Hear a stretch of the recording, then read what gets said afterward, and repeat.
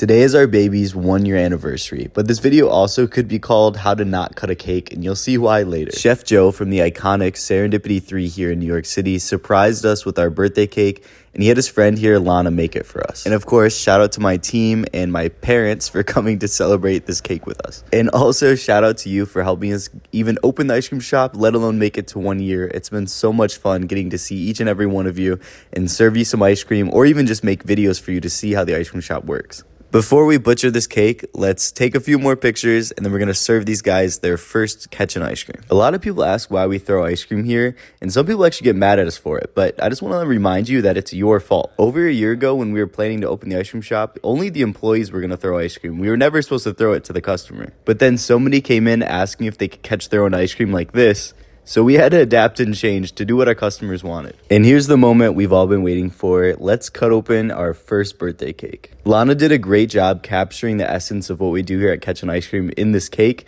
I'm gonna put her information down below if you want to see more of her work. My curiosity got the best of me because these ice cream balls on the cake are not actually made out of ice cream. They're made out of cake. And after biting into it, I realized how much of a genius she was. She pretty much just made giant cake pops and then put them on the cake as if they were ice cream balls. I'm just gonna warn you now, I do a terrible job cutting this cake. Partially, my first mistake was that I left it in the freezer overnight, and I was not supposed to do that. I was supposed to leave it in the fridge. And maybe to your surprise, like my coworker was surprised, I've decorated a lot of wedding cakes and I've cut a lot of big cakes, but I've never cut a cake this tall. Lana is such a pro. I was expecting her to be a board in the middle to keep things kind of stable, but it's all cake.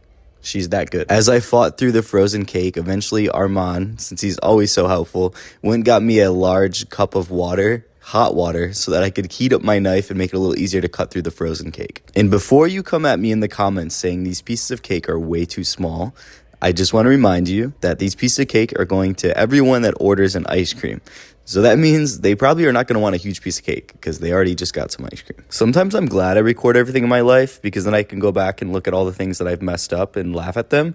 Like when I just cut this piece of cake and the whole thing fell apart. One thing I will let you fight about in the comments is fondant good or not? I know most people tend to peel it off and not really like to eat it. And I did it for the sake of the video because it was satisfying. Personally, I don't really mind it. I think it's kind of good sometimes. I just don't want to eat a lot of it. As a kid, one of my favorite things to do with cake was to actually mix it with ice cream until it became this mush. And sometimes I just wish I could send a photo to the past or a small video clip to the past and just let little Dylan know that the silly things like mixing ice cream and cake together at a birthday party eventually will turn into decorating ice cream and cake and showing it to millions of people online, and how that'll help him accomplish his dreams and reach goals that he never imagined were possible. Even now, the future can seem so scary sometimes, but I always look back and know that we're gonna figure it out. We always have, and we always will. Now, of course, I have to serve the first 2 pieces of cake to the people that have been there from the very beginning, my mom and dad. And then all the rest of the cake is being saved up for you if you come and get ice cream. As we celebrate 1 year, I just want to remind you that this has been the biggest group project of my life. And no, I didn't just get to submit the project with my name on it at the end. We had to do a lot of work for this. And I am beyond thankful for people like Armand that is always behind me, has my back, and helped me this entire process. I genuinely could not have done this without him. And of course, thank you to you.